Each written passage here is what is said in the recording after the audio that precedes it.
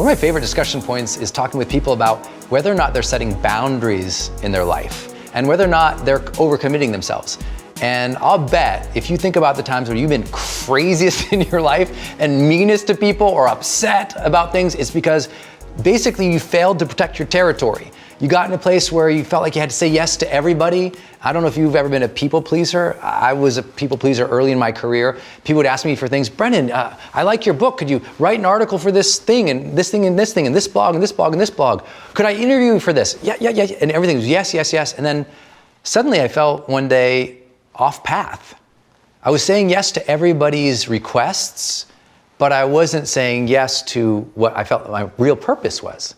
And I know that sometimes it's easy to get pulled away from what we really want to focus on because, we have family, we have friends, we've got business, we've got a lifestyle to maintain. But the challenge is the more you allow everyone to encroach on your day or what you desire of life or what your plan or your purpose is, the more you're likely to do it again the next day, the next day, the next day. Because, we often get in a habit of giving ourselves over to people. And at some point we feel like we lost ourselves. And so if you've ever been in that place before, this is a good time to say, gosh, if I want more sanity in my life, I'm going to have to start to say no. And saying no is not a negative thing. Because right now, if that's been your association, you think, oh, if I say no, people get mad at me, people feel disappointed, they reject me. And whatever has happened for you that you've built up saying no is a negative thing, I'm here to help reframe it. Saying no and setting boundaries is the most positive thing you could start doing for your sanity ever, period. Because guess what? If you protect your sanity, you protect your day, you protect your life, you protect your purpose, then when you deal with people, you're not angry at them. I mean, think about it. Is there some people that when they come around, you're just like, you get upset about because you know they're going to ask you for something and you know you're going to say yes, even though you want to tear your hair out? Well, that's not their fault. They're conditioned to ask you, and you said yes so many times, and they just keep taking and taking and taking.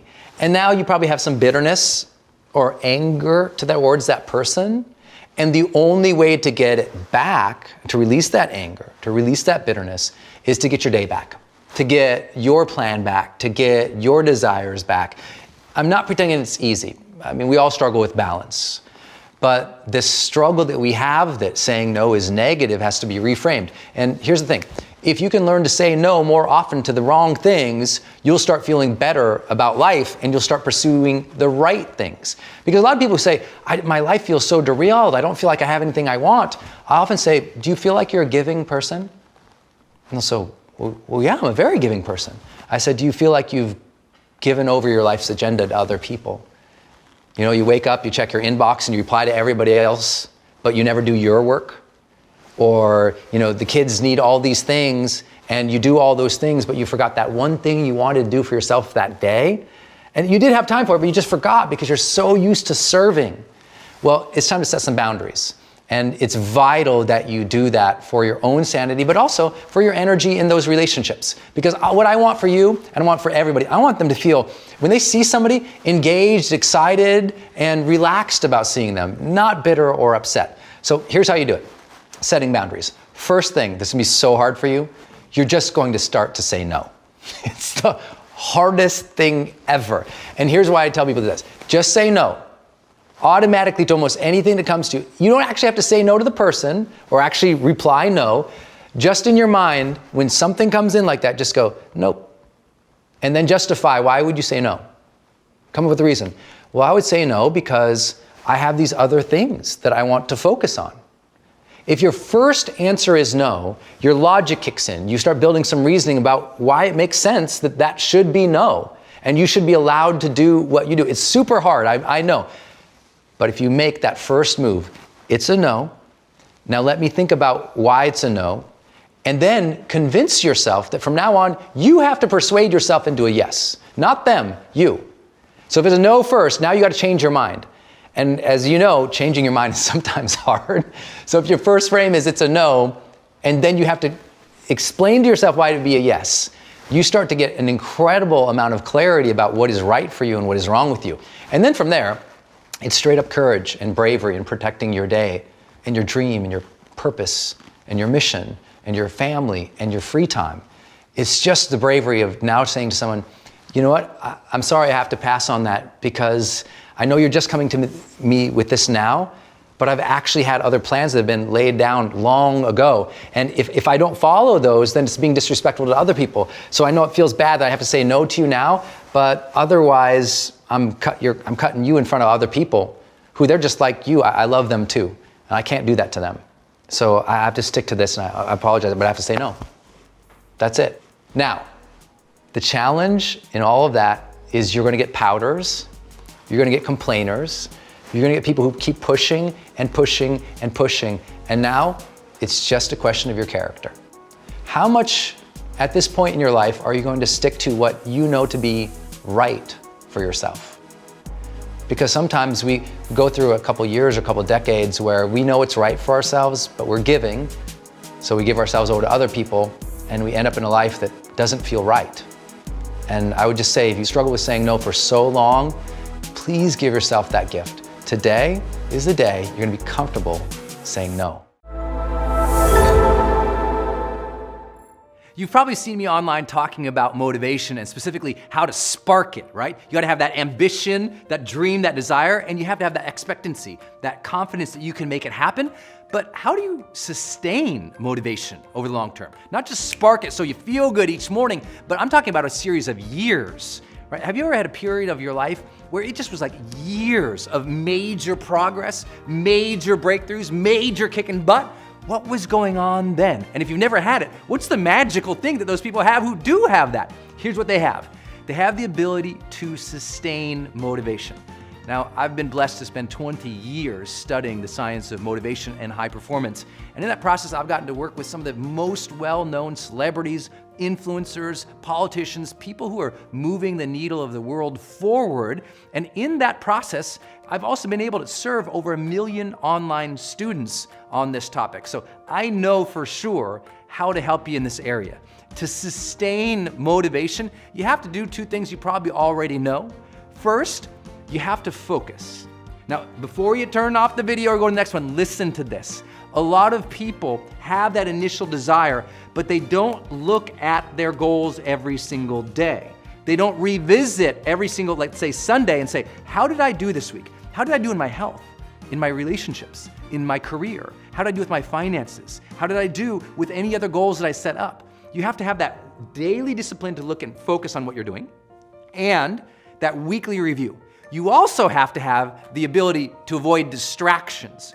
One of the reasons people love my book, The Motivation Manifesto, is this teaches you how to set boundaries, how to say no, how to push away distraction to own your life again. But here's the deal. When you're focusing on something and you're really dialing in, it also brings your full presence into something, so you perform at higher levels.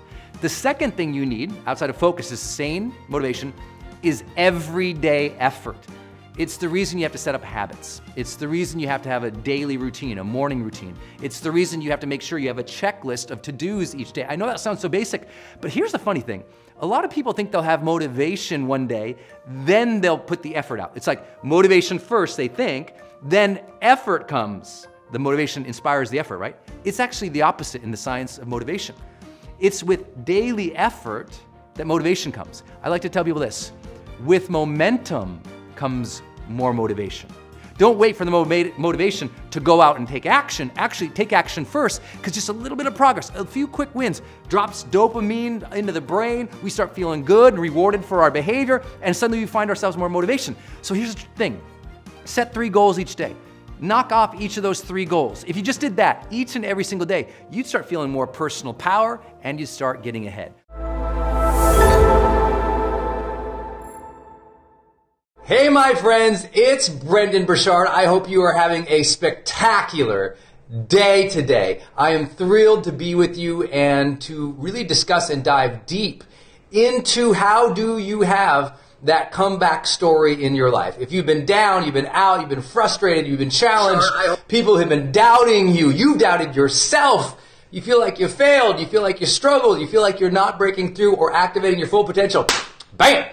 Do not wait until X happens for you to start changing your behavior, changing your lifestyle, changing your habits, and starting this new chapter. Do not wait. Many of you are in a wait story. You're in a waiting pattern. I want you to think about this. You're like, oh, no, soon as the kids leave, Brendan. Once the kids leave, yeah. Then we can be happy once the kids leave. Things will be good. We're just going to wait. No. It's time to start living your life each day. I had this friend of mine recently. It's kind of funny, literally, a person who's been, someone I've been coaching at a high level for multiple years in our Certified High Performance Coaching Program. And this person literally said to me on a coaching call this last week, said, oh yeah, Brendan, I've been waiting to change my diet here. I'm going to do that, but I'm going to wait till after rehab. Literally said, I'm going to wait until after rehab. I'm like, what? No, but that's how, and you all, I know I hope you think that's as funny as I do, but listen, it's just as silly for you to be telling yourself, well, I'll wait until I feel better one day. I'll wait until one day, the kids leave. I'll wait until I'm rich. I'll wait until we get the new house. I'll wait until we start the new job. I'll wait until we move to the new city. I'll wait until she finally says yes. I'll wait until he finally approves. I'll wait until I finally feel like it. Do not wait until. Tomorrow is the beginning of the new chapter. Because the new chapter always begins with a new way of thinking, doesn't it? It starts with a new way of being in the world, new habits. And you don't have to wait for people to understand you. You don't have to wait for anybody to give you permission or approval. You have to accept it's on you. That's where this begins. The comeback story happens when you go, it's on me, it's my choice, here we go. Tomorrow I'm going to start speaking to myself in healthier ways. Tomorrow I'm going to start eating healthier. Tomorrow I'm going to start working out more. Tomorrow I'm going to protect my time more. Tomorrow I'm going to value my wellness more. Tomorrow I'm going to do my art more. Tomorrow I'm going to be happier and more connected. It's a choice. It's a choice for you. It's a choice for you. Got it? At some point you have to go, I don't have to wait anymore. Some of you are waiting until you earn something, or you're certified at this, or you get promoted to that. And what I'd love for you to do in your own honesty today is ask, where have you been waiting? What's that thing you're like, well, I'll do that someday. Because listen, the more that you are waiting on, the more that restlessness inside is activating. The more that you're waiting on, the things that you know you need to be or do or create or move towards, the more of those, they stack up an internal dislike. You start feeling like your psychology goes, well, I want these things, I know they're important to me, but I'm not acting towards them. And what it does is it erodes your self-trust. Do you know why so many people say in the chapters of discouragement versus starting the comeback story? Because they're still living in self-distrust. And a lot of that self-distrust isn't because they're a bad person. It's because there's a part of them that's waiting.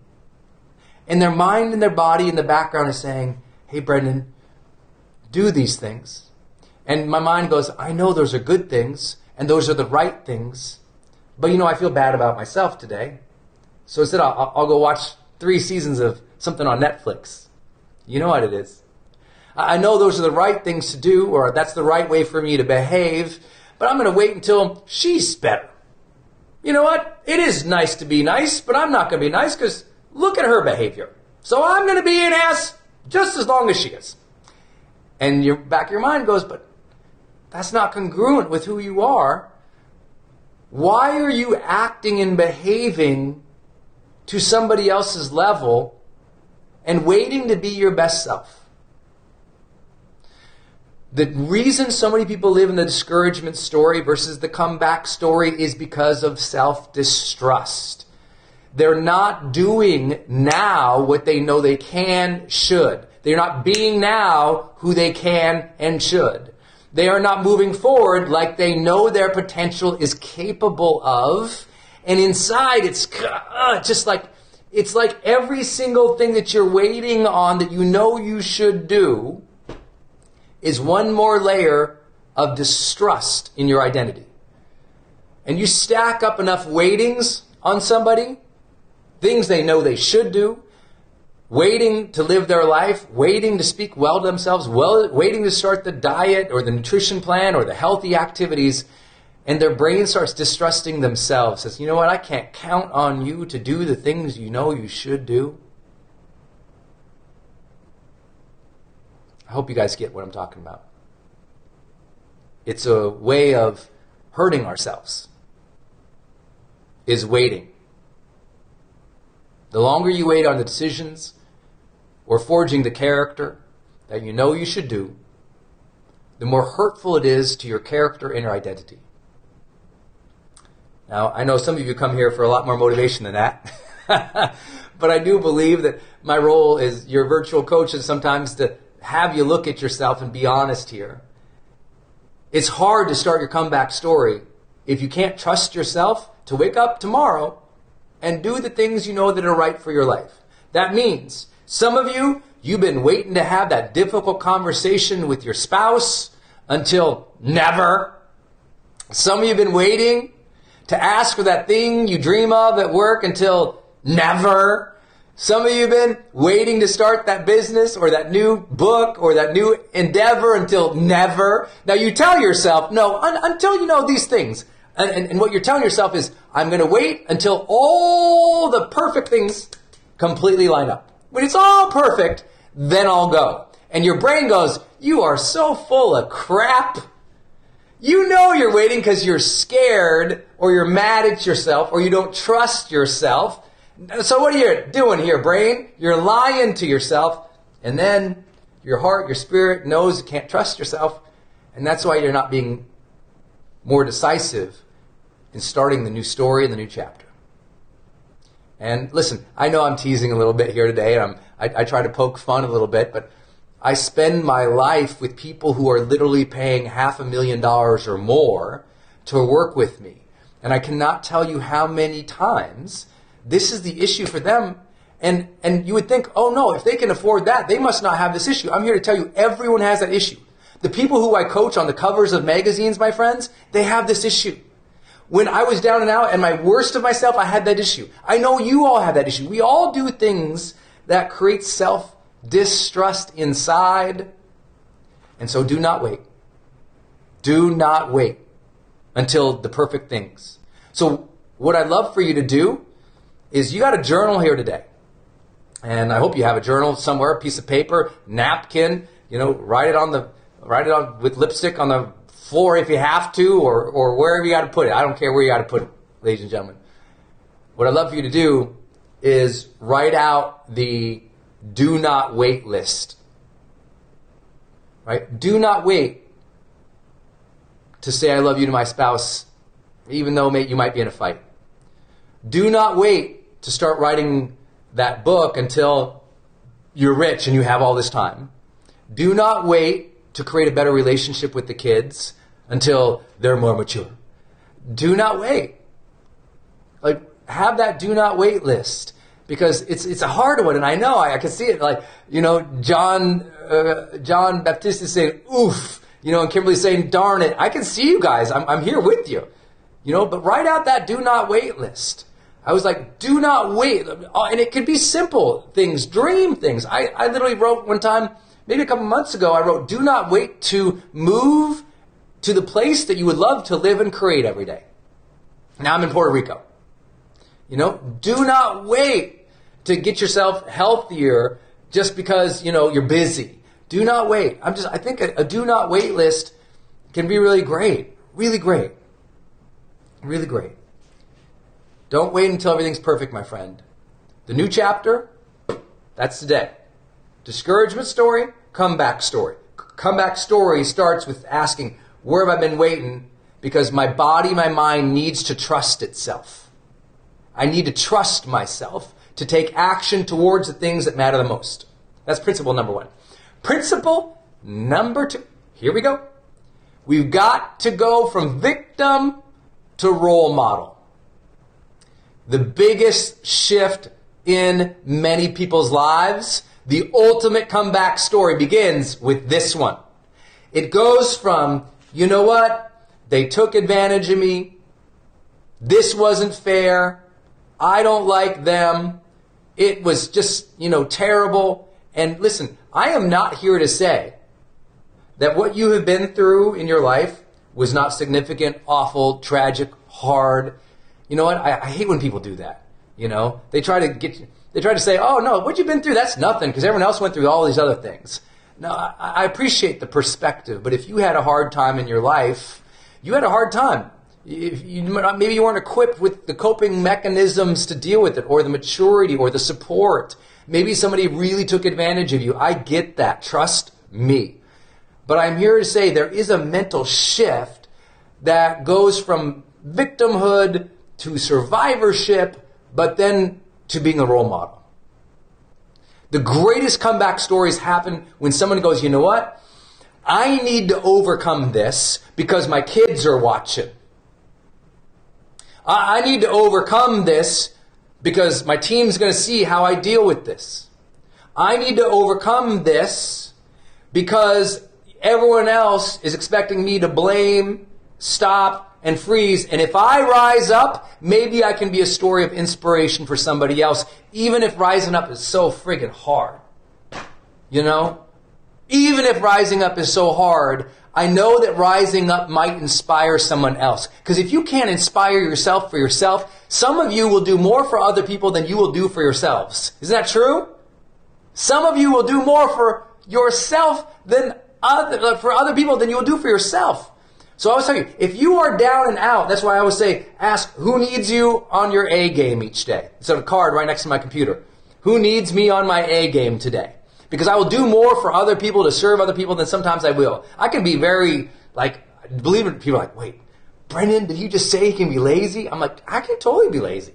I'm from Montana. I can chill out on the mountain or on the lake or in the river with a fly pole all day happily. All right? I'm good at chilling. But I also know that many people don't make a turn in their life. They don't realize that if they could overcome it, they could inspire people. It was one of the things that kept me going when I had the brain injury. I know we got a lot of new people here, but in 2011, I wrecked a four-wheeler, an ATV. And I wrecked it in such a way that I really damaged my body. I mean, if you ever see this big scar on my hand that some of you guys have seen, I got a big metal wrist going on right here like a bionic guy. I threw out my hip, dislocated my shoulder, cracked a couple ribs, and ended up with a brain injury. And to me, as I was going through that, I was so cognizant of the fact, I was like, you know what? Because there's so many days I couldn't control my emotions. I didn't have hope for the future. I couldn't even see the future anymore. My ability to look out far in the future was kind of gone. And it was like, oh man, it sucked. There were so many days I was super sad because my emotions were all over the place because of the injury. It was an awful experience. But there weren't too many days that I lost perspective in such a way that I never really forgot that, you know what, someday I'm going to have to explain that I had a brain injury, and I'm either going to go, gosh, I had it and my life still sucks, or I'm going to say, you know what, I had it and I did everything I could to come through. Even a physical limitation like that. And it's not in any way making myself, the hero of the story, because some of the people who inspire me the most, I have a friend who, literally cannot walk, lost use of both of his legs in war, and he's one of the champion wheelchair basketball player guys, right? And, for years and years, he was miserable and sad and hated himself. And obviously, to lose the ability to walk, to become paralyzed. But he just said, you know what? I'm not going to be the person who goes through this and gives up on life.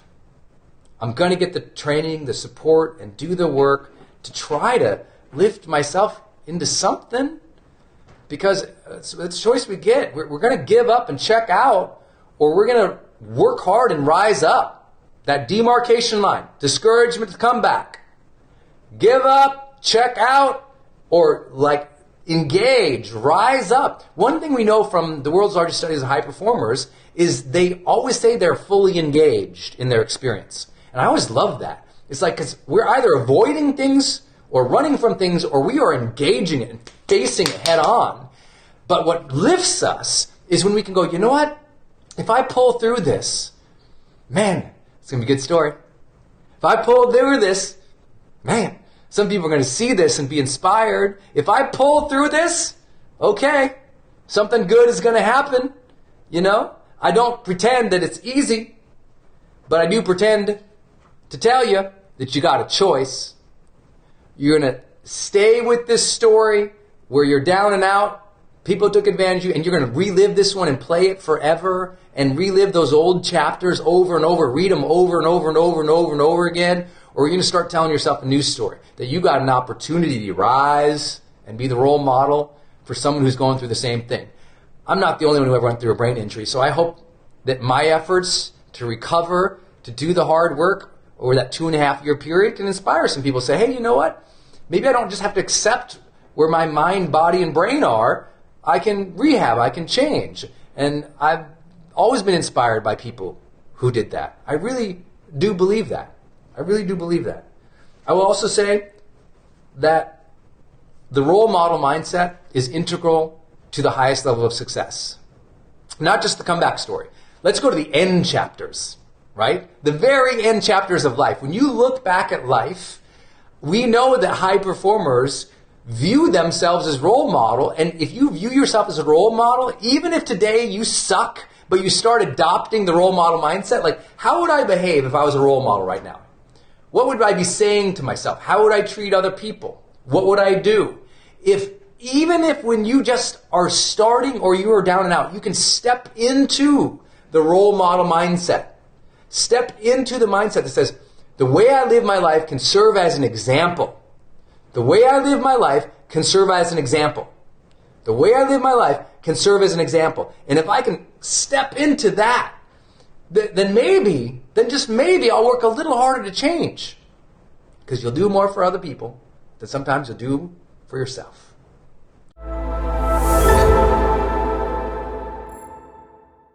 Hey, my friends, it's Brendon Burchard. Thanks for joining me this morning for a very important topic as we discuss some difficult topics of life. Those topics of loss, of grief, of dealing with tragedy, difficulty, struggle, loneliness, of how do we carry on when bad things happen? How do we find strength and grace and peace in some of the most difficult situations and moments of our lives? That's a big topic today. I encourage you today to enter and frame this conversation in your own mind, to develop your own mindset and attitude towards these conversations before we even have them, because that is one secret, in fact, to dealing with difficulties of life. To set our minds in advance, to set our intentions in advance, to think through and contemplate, how will I cope with that? How will I face that? How will I endure that? That ultimately is one of the great strengths of consciousness, of presence, of intention, of anticipation that allows us to deal with some of the worst issues of life. So let's enter this as a community, positive, to have a beautiful conversation. Let's do it from a perspective of knowing that we're going to deal with some unpleasant emotions that might come up. And let's face that willingly with trust and faith and gratitude, because I'll share one thing that's beautiful about loss and grief. And that is, you only experience those things and feel those things if you had something and you were connected to something that you enjoyed, something that you felt was important, something that was beautiful, something that was meaningful to you. And so you had a sense of meaningful connection, and something maybe shifted or changed, but that was a beautiful gift. I do want to set the stage a little bit more too, because I probably have a different perspective about this conversation. And many of you have heard about, and I know I got a lot of questions in advance. Are you going to talk about the 5 stages of grief? And no, I'm not. If you've studied Elizabeth Kubler-Ross or the work or the ideals behind the 5 stages of grief, if you haven't heard of that work before, the idea that there's these 5 stages: denial, anger, bargaining, depression, and acceptance. I'm more of the mind of Elizabeth, who came up with that idea and wrote about that so compellingly. Towards the end of her life, she mentioned that she wished that it had never been framed as stages, because as she wrote about and spoke about towards the end of her life as a theorist and a person who had given hospice care, she thought, I wish everyone didn't think there were these stages you're supposed to go through. Some of you feel like you're supposed to feel great by now. You feel like, well, I should have moved through these stages. I should be okay by now. And some of the greatest, moments of grace that you ever allow yourself in life is the grace of time. The grace of allowing, like every single person here, if you look at what we're doing here, these Zoom tiles, every person here will cope with grief differently. Right? Everything I'm going to share with you today is just by nature going to be a generic nature. Everyone will cope differently. And if you're still struggling through and you think, geez, I should be in the stage of acceptance by now, I want to let you know the person who literally came up with the idea of the 5 stages of grief wished it wasn't called stages, because she thought everyone deals with it differently. It's not sequential. These things become circular in time, and not everybody feels all of these emotions either, right? The people who I've lost in my life, I've never yet had the sense of anger toward. I didn't have a sense of anger that thing happened. I didn't have anger towards my father dying. And I know that might sound completely crazy to people, but that wasn't an emotion that I experienced with death. Partially because of the way that I have faced mortality throughout my life. Not everyone goes through all these stages. So I want to set that frame off the bat. Everybody copes differently. There's no right or wrong way to experience loss. There is, however, a healthy way to re-engage life. We know from 50 years of psychological study, and you all know it inherently and innately, that there's ways that we cope that are healthy, and there's ways that don't make us feel good. There's things that we do that can lead to less ability to continue on with life in a happy way. One of the most important and powerful frames I can give you for loss and grief, above all else and above everything else, is conscious anticipation. Conscious anticipation. Consciousness or awareness in life is so important if we're going to cope well. And what we usually mean when we speak about that, especially with loss and grief, is having the ability to anticipate that it will happen. Okay? That it will happen. That if you haven't faced your own mortality and your own death yet, I deeply invite you to do that at some point. Face your mortality, your own personal mortality. Most people have never had a conversation about death in their own mind with themselves, let alone contemplating that maybe they would lose a parent one day, or a sibling one day, or a job one day. In other words, in a spiritual practice, we would talk about this as a concept of awareness to impermanence. You've heard that phrase before, awareness to impermanence, that nothing is permanent. That in a lot of spiritual principles, you might think of, well, what is permanent maybe is if it's God, or if it's universe, or it's the Tao or the way, that there might be something spirit that is permanent, but in the human experience, in our natural world, things are impermanent. Can you face that? Can you face that? Can you anticipate that? Let me switch metaphors for you real quickly. As many of you know, I do this for a living. I talk to groups of people all the time. I'm out on social media all the time, and I talk with so many influencers, so many people who want to be leaders and who are building up their brands and their careers, and they're shocked when someone judges them on the internet. They're amazed when someone posts a negative, just mean comment. They can't believe it. Can you believe this person posted this mean thing on my video I spent months on my life's work? I posted a message that's beautiful about my family, and this person attacked me. Can you believe it? I'm like, yes. Why are you surprised? It's called the internet. Anyone ever been surprised you got a mean attack on the internet?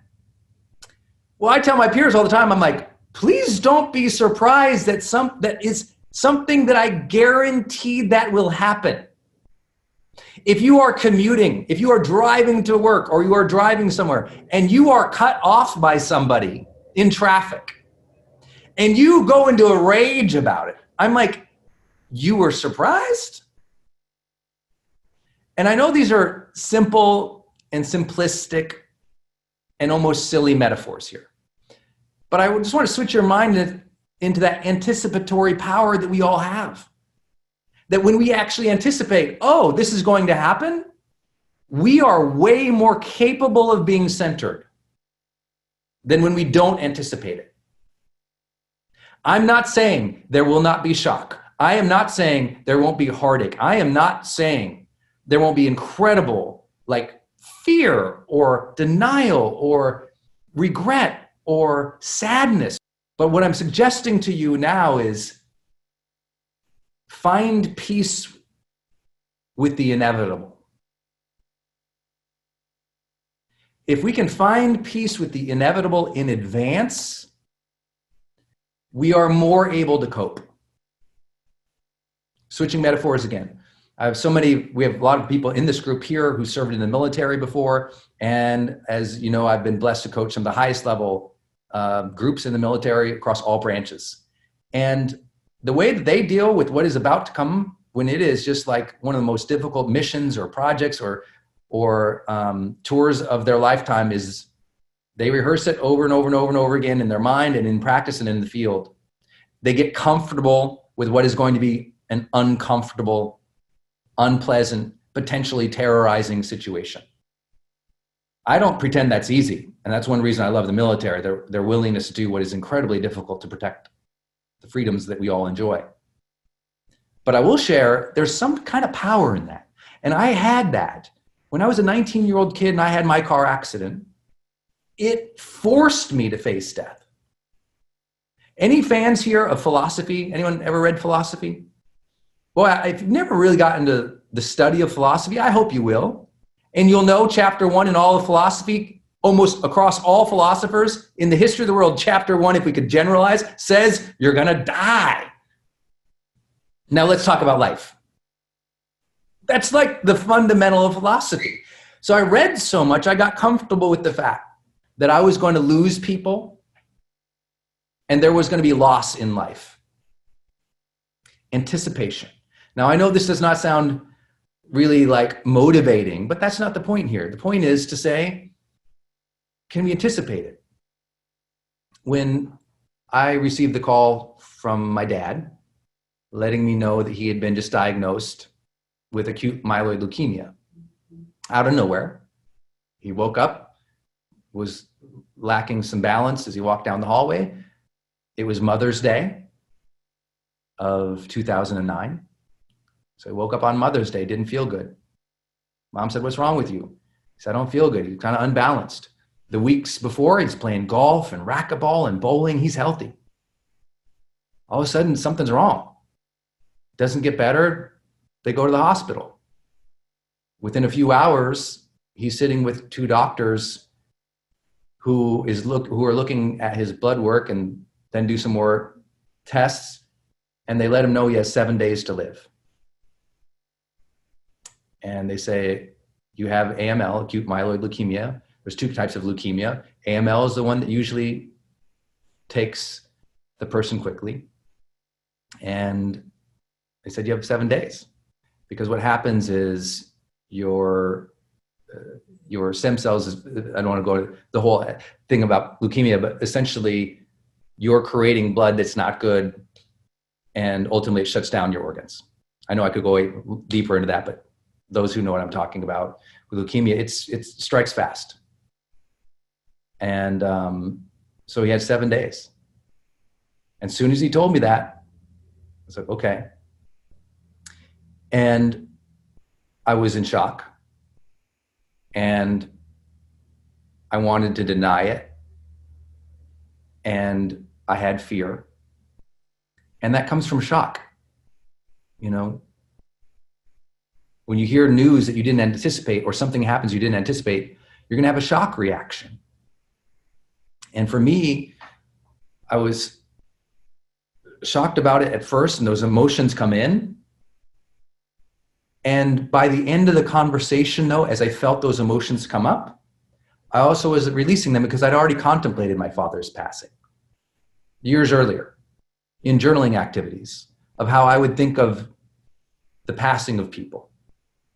And I know that sounds almost fatalistic, but you know, have you ever heard that saying, you don't want to leave things unsaid? I was reading a book one time and said, you know what, contemplate the passing of people who are important in your life so that you don't leave things unsaid, so that you think of like, wow, what if this is my last moment with this person? If this was my last moment with this person, what would I love to say to them and communicate to them? And don't leave those things unsaid.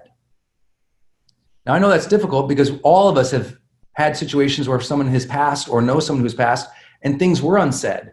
And that is incredibly unsettling. It brings up shock, and it brings up regret, and it brings up sadness, which we'll talk about those emotions.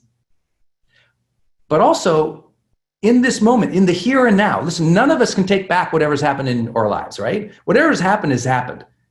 It is as it was, as it is. We are here now, and all we can do moving forward together as a group is anticipate moving forward. We can't, this is not a thing where I'm going to try to be on a healing journey of the things of the decades past for any of us, because we all heal in our own time, in our own ways. But I'm here to say it's incredibly powerful if we can contemplate mortality and anticipate it and go, wow, what should I say to my kids? What should I say to my loved ones? Let me make sure I take care of people and treat people in ways that I don't regret and that things are said. One reason I was at peace, because my father had already said everything needed to say to me. I was lucky on that. I'd already said everything I needed to say. Now we just had to go through the process with honor and integrity and respect and love of end of life and not deny it, face it. My dad faced it with a positive attitude. He knew it was coming. They told him, you have 7 days. He's a Marine, so he made it 59 days. Good job, Dad. And he fought with great attitude. I just couldn't believe it. I kept waiting for his attitude to sour. Never did. Couldn't believe it. He anticipated the end, and he anticipated how he wanted to face it. And it was incredible. And I was lucky to witness that. And I want to let you know, I've also witnessed the complete opposite in care before. Been with families where it was the opposite. And that wasn't right or wrong either. It is, people cope with the end of life is the way that they can. And for those of you who've cared for someone at the end of their lives, I want to let you know that caregiver guilt is something that if you're facing it or you've ever faced it, that's okay. That's entirely normal. And that you need to grant yourself the peace of knowing you did the best you could at the time with what you knew. You know, I've had the blessing of working with a lot of medical professionals, doctors, and hospice care workers who talk about this. Gosh, I wish I could, we all wish we could take back time and go change things. We can't. And so today, grant yourself the peace and the gift of knowing you did the best that you could at the time that you knew how to do. They did the best they knew that they could. I wish, you know, that was the first time I've ever cared for somebody personally for months on end with leukemia. I wish I knew more about leukemia at the time. I didn't know. So some things I would have done differently, and Dad would have done differently, and my family would have done differently. We did the best we could, and so did Dad. And I want to let you know that no matter what you have dealt with in grief in the past, your family or others' loss, losing a job, your divorce, your breakup, your loss of job, listen, you were as conscious as you were at that moment. You did what you could, and you need to give yourself grace, because please listen to me, my friends. At that time, you were in shock and you were coping. And if you just need a little science from, you know, Brendan right now, let me drop some science on you. A stunning fact that when people are in shock or coping, they don't always perform at their highest level best. Oh my gosh, did the performance guy just tell us that? And say it's okay? Yes. I'm letting you know it's okay that you weren't absolutely phenomenal and perfect, and other people around you weren't absolutely phenomenal and perfect. It's okay if you were getting divorced and the two of you fought. It's okay if you're getting fired and you screamed at your boss. It's okay. Whatever happened, you now must go, I accept it as it was. I'm at peace with what it was. I did the best I knew how at the time.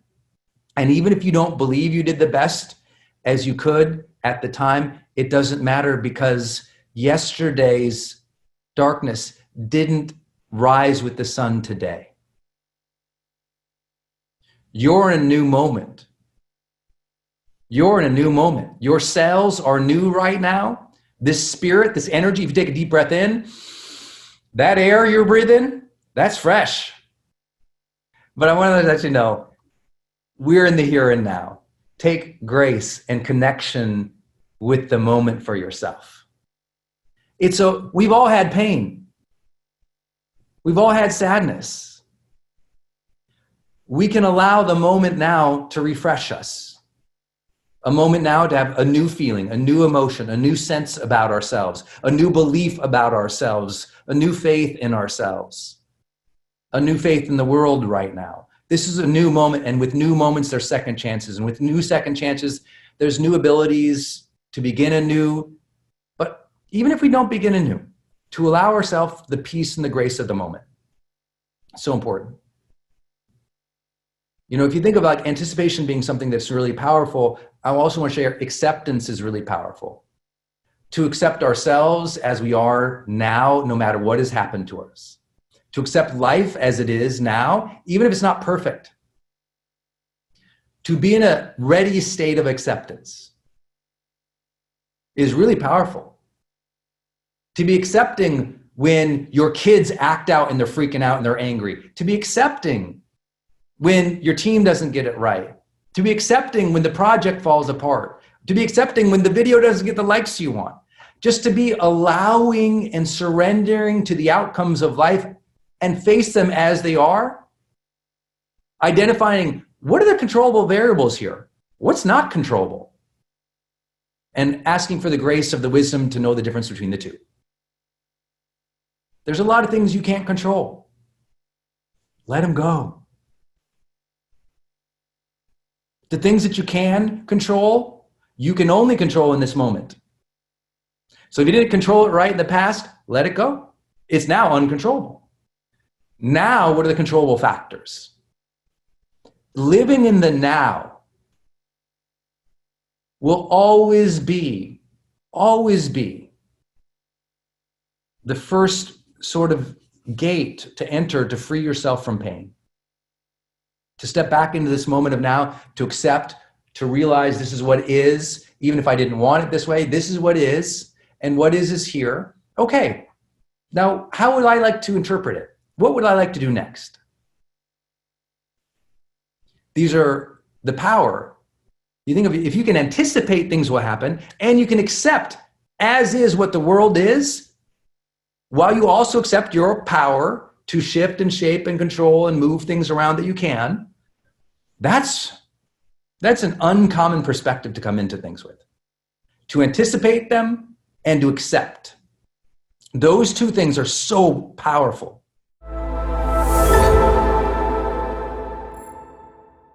Resilience.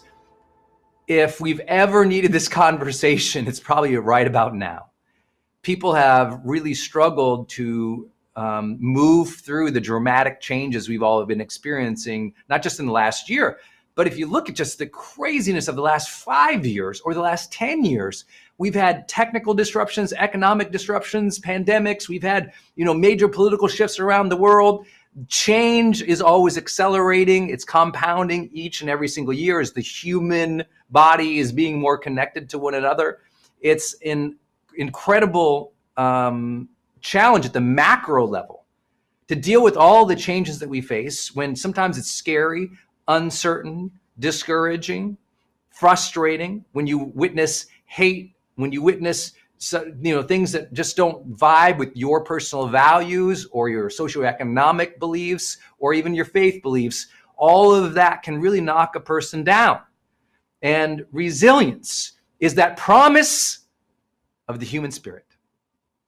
The promise of the human spirit that it can rise through the most difficult times in life and recapture its sense of aliveness and connection and meaning and move forward with great faith and optimism.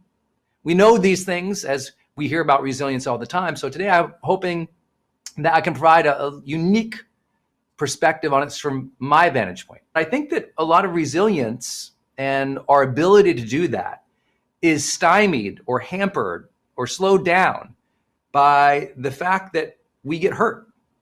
We experience emotional pain, trauma, sadness, difficulty. And when we're in those days and nights where we feel that it's darkest, it's really hard to get up and go again. And it's not that most people lack mental strength or mental tenacity, which has become very popular in the last couple of years of like, oh, well, they're not mentally strong or resilient. It's like, oh, well, let's not forget the difficulties that people face in life. Because a big part of resilience is empathy. A big part of resilience is allowing ourselves to feel that. Allowing ourselves to feel those challenging days and those dark nights and those frustrating moments. Allowing ourselves to be like, oh yeah, it's all right if I'm not perfect. I'm struggling right now. Resilience always begins with acknowledgement of the difficulty, acknowledgement of the challenge, acknowledgement of the struggle of life, and acknowledgement of the inevitable hardships. Because picking yourself back up or remaining strong and optimistic through difficult times, that's super hard if we don't first and foremost allow ourselves to sense it, feel it, recognize it. And the issue is, when people do sense and feel and recognize it, unconsciously or unconsciously, they often make a mistake. To become resilient, we have to remember, and you're going to write this down, we have to remember that hurt and pain are indicator lights, not the wheel. And let me draw out this metaphor for everybody today, and I'll go deeper on it, because I've introduced this on social media in the past, and people are like, whoa, that's a huge concept. And this idea is that when we're young or we're lacking awareness, or we haven't done our personal development and we're just going through the motions of life, a lot of our unconscious behavior becomes steering ourselves and driving ourselves through or away from pain and hurt. We got hurt when we were teenagers, so we shut down. We felt pain of trauma, so we started doing everything to avoid that versus everything to live life. And so what I use this metaphor as hurt and pain are indicator lights, not the wheel. And that means, imagine you're driving your car, and as you're driving your car, you notice that some of the indicators aren't where you thought they would be. You don't drive the car forever based on one of those lights. You ever have a light go out in your car? Like I had in my car, and I had this indicator light that the parking brake was on, but it wasn't. The light always said the parking brake is on. I mean, I had a 1988 Nissan Sentra, it had like 3 different colors on it because I had wrecked it before. There's Bondo colors on it. It was like orange and red. And this light was always on. Well, I didn't stop because that light was on. I knew that that light was important, but I could verify whether or not that thing had to stop my forward momentum or change my destination. And what most people do is when they got hurt or they feel pain, they start gripping the wheel of life and steering only to avoid pain. It's kind of like if you're driving down a road and you steer only to avoid the potholes, you will definitely run off that road. There will be a greater accident, because what's more important in driving is that you have a vision of where you're going, and that the wheel, you, the person at the wheel, you are directing this vehicle of life where you want it to go, not just where you are afraid it might go, and not just away from pain, but rather towards your ultimate vision. And sometimes we lack resilience in life. We are not even conscious of it, because all we're actually doing is never recovering from those indicator lights, and we're driving by the indicator lights. You know, another example I gave this morning, I think on social media, was about, you know, imagine you're a pilot of a plane and you're flying that plane to New York. And you know what? The indicator lights, they show problems. Well, you work to solve the problem of the indicator light, but just because it's windy or you're getting a lot of turbulence, it doesn't mean that when you're going to New York and you get this turbulence, you go, oh my gosh, this is just terrible. I better go where the turbulence isn't, and you end up in Philadelphia. No, you're going to New York. And that having vision for life, having a direction in mind, and being at firm control of the wheel is a important precept to everything we're going to talk about today in resilience and mindset. Meaning, if pain has a hold of that wheel, you're not going to be where you want to be in life. Consciousness, intention, awareness, mindfulness, spirit, soul, future, purpose, mission, whatever you call it, that's got to be at the wheel. When you got hurt and you were 15, that didn't need to dictate your next decade. You didn't need to drive your next decade of your life because of the hurt. You got divorced at 40. You don't need to be at 50 having just been reacting to that indicator light for a whole decade. What you got to go is, oh, okay, this thing happened. It hurt. I had to check in on myself. I had to make sure that I was okay. I had to take care of that problem or take care of myself, but that's not going to direct my map. That's not going to direct where I go. That's not going to make me steal. It's not going to steal my ability to steer my life. And a realization of resilience comes when often we realize, wow, I did pick myself up, but I went in the wrong direction. See, a lot of people actually have tremendous resilience and they never get credit for it. But it was the choices they made next that showed they didn't have ultimate resilience. Because you know what we learned in high performance habits? And I know you all know this. That first habit of highest performing people in the world, which remember, they were also the highest in well-being and positive relationships, was clarity. They had clarity about who they were, where they wanted to go. They had clarity about who they were and where they wanted to go. Think about that for a minute. They had clarity about who they were and where they wanted to go. It's a pretty powerful idea, right? That if I get hurt, or I feel pain, or I feel sadness, and I shut myself down, but I'm able to pick up and go through the week still, yeah, I picked myself up. But if I didn't ask, wait, okay, that wasn't what I expected. That did hurt. But what's it about now? Where do I want to go now? What is my vision? Without that, I'm here to tell you, it's extremely hard to be truly resilient. There's a difference between picking yourself up and getting back at the day and being resilient enough to course correct for what's true to you, to where you want to go. So to be resilient, we have to know in the future. you know what? Next time I get discouraged, someone judges me, I get hurt, I'm sad. Next time I experience that, you know what I'm going to do? I'm going to remember that's an indicator I like to check in with myself.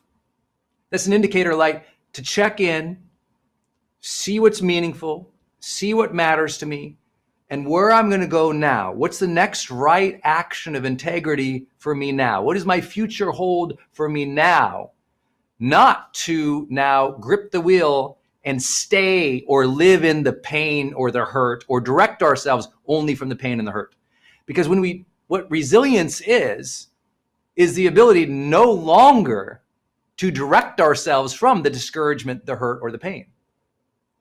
Now, I know this is kind of like an advanced idea in personal development here, and some people will always say, well, yeah, easy for you to say you didn't have this person break your heart, or you didn't have that happen at your job, or you didn't have this happen, in your business. I'm like, well, I probably did, or work with somebody who did. And if I didn't, the good news is 7 billion people on the planet, somebody did. If you keep thinking your hurt and pain is only yours, it only happens to you, then you feel even more isolated and less likely to enter the world again faithfully and confidently. And so don't be one of those people who are like, you don't understand my hurt and pain, because that's a slippery slope into isolationism. That's a slippery slope into withdrawing from the world. It's a slippery slope of closing off your heart when you think other people can't understand. Maybe the immediate people around you who hurt you, they don't understand. But the world at large, they get it. They've been through it. They saw their parent go through it. They saw somebody experience it. And when we can recognize the common human story that's always struggle or progress, we can go, oh, other people struggle too, but they can progress too. And so can you. This can be your day for personal growth. This can be that day you committed to and you remember and you go, that was the day I got myself a community. I got better coaches. I committed to making my life the absolute best that I could. This is that day. Make today your growth day. Click the button on this page and sign up right now.